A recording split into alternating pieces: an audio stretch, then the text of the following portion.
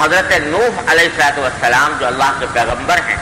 اور فرمایا کہ اس وصیت میں تمہیں 2 باتوں کا حکم دوں گا اور 2 باتوں سے روکوں گا۔ میری وصیت کا حاصل یہ ہے کہ 2 باتوں کی میں تمہیں تاکید کروں گا کہ یہ کام کرو، اور 2 باتوں سے تمہیں منع کروں گا۔ تو جو باتیں فرمائی کہ جن کا حکم دوں گا، اس میں پہلی بات یہ فرمائی کہ آمروک بلا الہ الا اللہ، کہ میں تمہیں حکم دیتا ہوں لا الہ الا اللہ کے کلمے کا۔ اور لا الہ الا اللہ کے کلمے کا حکم دینے کے معنی یہ ہے کہ توحید پر ایمان لاؤ اور ایمان رکھو اور اس پر قائم رہو،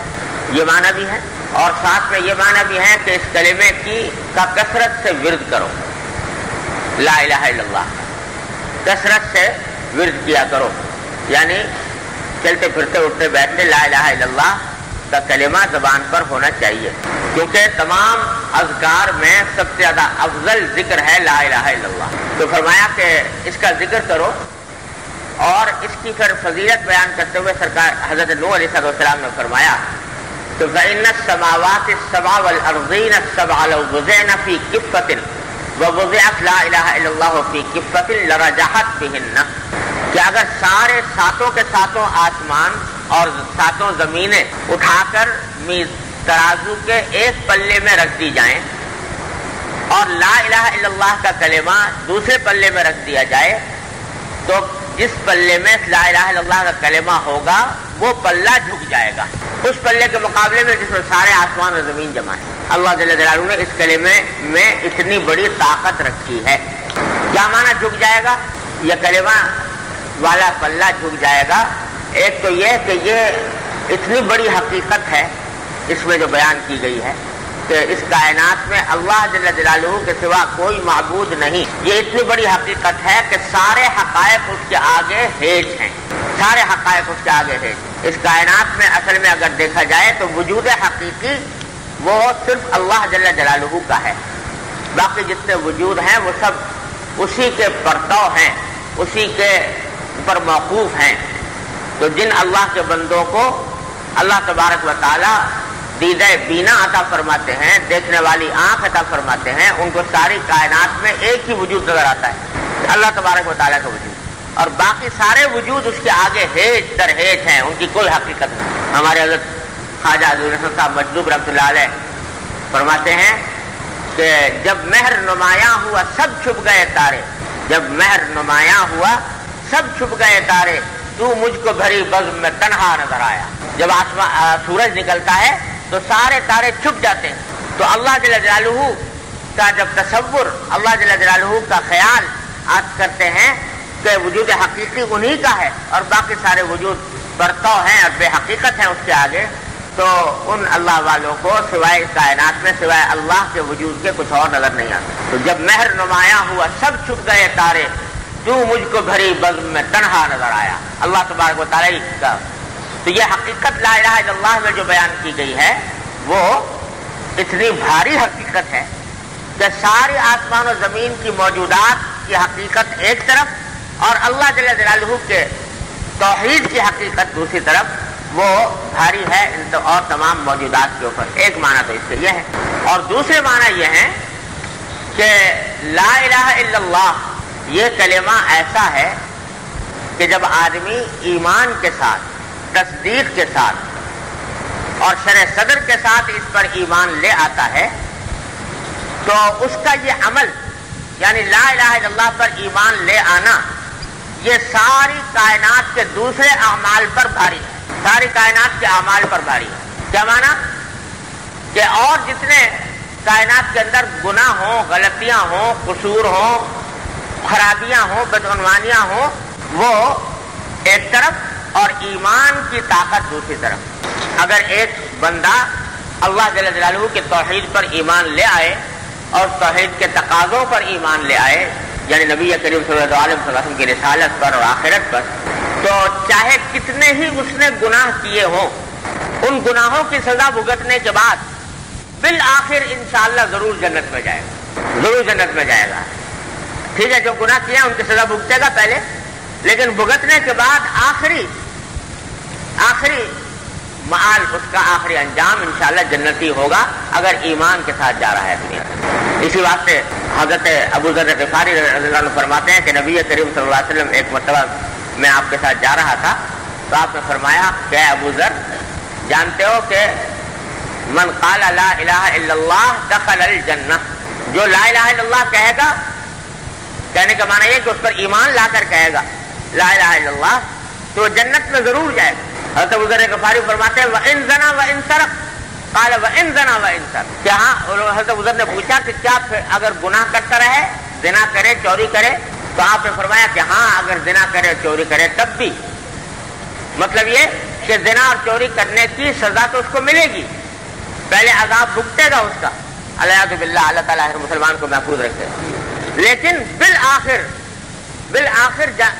جنت میں جائے گا، اللہ تبارک و تعالیٰ اس کو بالآخر جنت میں رکھیں گے، ابد الآباد تک وہ جنت میں رہے گا۔ اللہ، تو اللہ تعالیٰ اس ابتدائی عذاب سے بھی ہر مسلمان کو محفوظ رکھتے ہیں اپنے فضل و کرم سے، لیکن بالآخر جانا ہے اس کو جنتی کے اندر۔ یہ طاقت ہے لا الہ الا اللہ میں کہ جتنے اور گناہ ہیں وہ ایک طرف رہ گئے اور لا الہ الا اللہ جو ہے وہ دوسری طرف چلا گیا، اس نے انسانوں کو نکال دیا۔ حدیث میں آتا ہے کہ جب ابتدا میں جنت والے جنت میں چلے جائیں گے، وہ خوش نصیب جن کو پہلی بار شروع ہی میں داخلہ نصیب ہو جائے گا جنت کا، وہ جنت میں چلے جائیں گے، اور جن کو جہنم کی سزا بھگتنی ہے وہ اللہ بچائے وہ جہنم میں چلے جائیں گے، اور ایک وقت گزر جائے گا جہنم کے اندر عذاب کا، تو اس کے بعد اللہ جل جلالہ فرمائیں گے کہ اب اس جہنم میں جن لوگوں کو ڈالا گیا تھا ان میں سے جن لوگوں نے لا الہ الا اللہ پر ایمان جو لے آئے تھے ان کو نکالنا شروع کرو۔ تو فرمایا جس کے دل میں لا الہ الا اللہ کے ایمان کا ایک رائی کے برابر بھی جس کے دل میں ایمان ہو اس کو نکال لاؤ، فرشتوں کو بھیجیں گے نکالنے کے لیے، نبی کریم سرورت عالم صلی اللہ علیہ وسلم کو ہدایت فرمائیں گے کہ جس کے دل میں لا الہ الا اللہ ہو اس کو نکال لیجیے، اور جن کے دل میں اتنا خفیف ایمان ہوگا کہ ان حضرات کو بھی اس کا اندازہ نہ ہو سکا تو باری تعالیٰ خود اپنے قدرت سے ان کو نکالیں گے لا الہ الا اللہ کہنے والوں۔ تو یہ اتنی بڑی طاقت ہے لا الہ الا اللہ۔ اسی واسطے حدیث میں آتا ہے کہ ایک شخص اللہ جل جلالہ کی بارگاہ میں پیش ہوگا اور اس کے نام اعمال کو طلب کیا جائے گا، ترازو نام اعمال کی نسب ہے، تو اس کے نام اعمال میں گناہوں کے انبار ہوں، اتنے گناہ کہ سارا بدعملیوں کا پلہ جو ہے بڑھتا چلا جا رہا ہے، اس گناہ سے گناہوں کے انبار آ گئے، پلہ بھر گیا، تو وہ شخص سوچنے لگے گا کہ میں تو ہلاک ہو گیا، اب تو میرے لیے کوئی راستہ بظاہر بچت کا ہے نہیں، کیونکہ میرا سارا نام اعمال گناہوں سے بھرا ہوا ہے۔ تو باری تعالیٰ فرمائیں گے کہ کیوں بھائی اس کی کوئی نیکی بھی ہے، تو فرشتے کہیں گے کہ ایک چھوٹا سا پرچہ پڑا ہوا ہے اس کی نیکی کے نام اعمال میں، کہا کہ ڈال دو اس کو بھی نیکی کے ترازو نیکی والے پلے میں۔ وہ کیا ہے، وہ سوچے گا کہ میں کہاں اتنے بڑے گناہوں کے انبار، کہاں ایک چھوٹا سا پرچہ، ڈالا بھی تو کیا اور نہ ڈالا بھی تو کیا، وہ سوچ رہا ہوگا کہ میں بس ہلاک ہی ہو گیا، لیکن بھائی تعالیٰ فرمائیں گے کہ نہیں ہمارے یہاں انصاف ہے، وہ بھی ڈالو۔ جب وہ چھوٹا سا پرچہ ڈالیں گے تو نیکی والا پلہ جو ہے وہ جھک جائے گا اور گناہ والا اوپر چلا جائے گا، اور وہ پرچہ ہوگا جس کے اوپر لکھا ہوگا لا الہ الا اللہ محمد الرسول اللہ۔ تو بتایا یہ کہ وہ لا الہ الا اللہ کے کلمے میں اتنا وزن ہوگا کہ نام اعمال کا پلہ وہ جھک جائے گا، جس کا نتیجہ یہ ہوگا کہ بالآخر چاہے گناہوں کی اللہ تعالیٰ سزا دے دیں، لیکن بالآخر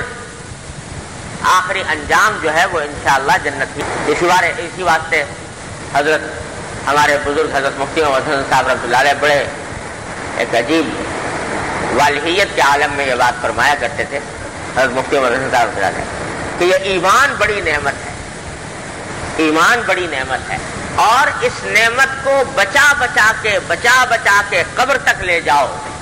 آگے جیت ہی جیت ہے۔ تو اس ایمان کو بچا بچا کے قبر تک لے جاؤ، آگے جیت ہی جیت ہے۔ کیا مانا کہ اس ایمان کی دولت کا تحفظ کرو، لیکن یہ ایمان کی دولت بچے گی نہیں جب تک کہ گناہوں سے بچنے کی کوشش نہ کرو، کیونکہ الیاذ باللہ گناہوں کی بعض اوقات نحوست ایسی ہوتی ہے کہ اللہ بچائے انسان ایمان کی دولت سے بھی محروم ہو جائے. تو اس واسطے فرمایا بچا بچا کے لے جاؤ قبر تک، تو انشاءاللہ پھر آگے جیت ہی جیت. تو یہ حضرت نوح علیہ السلام نے فرمایا کہ لا الہ الا اللہ کا کلمہ ایک ترازو کے پلے میں رکھ دیا جائے اور سارے آسمان و زمین دوسرے پلے میں رکھ دیے جائیں تو لا الہ الا اللہ کا پلہ جھک جائے گا. اور فرمایا کہ وَلَوْ أَنَّ السَّمَاوَاتِ السَّبْعَ وَالْأَرْضِينَ السَّبْعَ كُنَّ حَلَقَةً مُبْهَمَةً لَقَسَمَتْهُنَّ لَا إِلَهَ إِلَّا اللَّهُ، کہ سارے آسمان اور ساری زمینیں مل کر ایک حلقہ بن جائیں، ایک حلقہ بن جائیں، یعنی سب اکٹھی ہو جائیں، سارے آسمان اکٹھے ہو جائیں، ساری زمینیں اکٹھی ہو جائیں. تو لا الہ الا اللہ کا کلمہ جو ہے یہ بالآخر ان آسمان و زمین کے اس حلقے کو توڑ دے گا، آسمان و زمین کے تمام حلقوں کو توڑ دے گا لا الہ الا اللہ کا کلمہ. اس میں اللہ تعالیٰ نے اتنی طاقت رکھی ہے.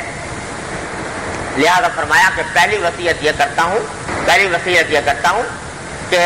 لا الہ الا اللہ کو لازم پکڑ لو. حضرت نوح علیہ السلام دنیا سے جاتے ہوئے اپنے بیٹے کو یہ وصیت فرما رہے ہیں. وہ پیغمبر جو 950 سال زندہ رہے دنیا، 950 سال زندگی پائی اور ساری عمر دعوت میں تبلیغ میں گزاری، وہ سارے اپنی زندگی کے تجربات کا نچوڑ یہ بیان فرما رہے ہیں اپنے بیٹے سے وصیت کرتے ہوئے کہ اس کو لازم پکڑ لینا. اللہ تبارک و تعالی ہم سب کو توفیق عطا فرمائے. ایک تو عقیدہ توحید پکا کہ اللہ کے سوا کوئی معبود نہیں، عبادت کرو تو اللہ کی کرو، مانگو تو اللہ سے مانگو، چاہو تو اللہ کو چاہو، یہ توحید کا عقیدہ اللہ تبارک و تعالی ہم سب کے قلوب میں راسخ فرما دے. یہ عقیدہ اور پھر اس کلمہ لا الہ الا اللہ کا کثرت سے ورد کرنا، چلتے پھرتے اٹھتے بیٹھتے تک یہ کلام بنا لو لا الہ الا اللہ. چلتے پھرتے اٹھتے بیٹھتے یہ کلمہ زبان کرو لا الہ الا اللہ لا الہ الا اللہ. میں نے اپنے والد ماجد رحمۃ اللہ علیہ کو دیکھا، اللہ تعالیٰ ان کے درجات بلند فرمائے. ان کا تقریباً تکیہ کلام ہو گیا تھا لا الہ الا اللہ. ذرا سی کوئی بات کہہ کر خاموش ہوئے لا الہ الا اللہ زبان پر بے ساختہ آ جایا کرتا تھا. تو اللہ تبارک و تعالیٰ ہم سب کو توفیق عطا فرمائے. یوں تو اذکار بہت ہیں، اللہ تبارک و تعالیٰ کے ذکر بہت ہیں، لیکن کہا گیا ہے کہ افضل الذکر لا الہ الا اللہ. سب زیادہ افضل ذکر جو ہے وہ لا الہ الا اللہ. کوشش کی جائے، عادت ڈالی جائے، چلتے پھرتے اٹھتے بیٹھتے لا الہ الا اللہ کے زبان پر ذکر ہو، ورد رہے.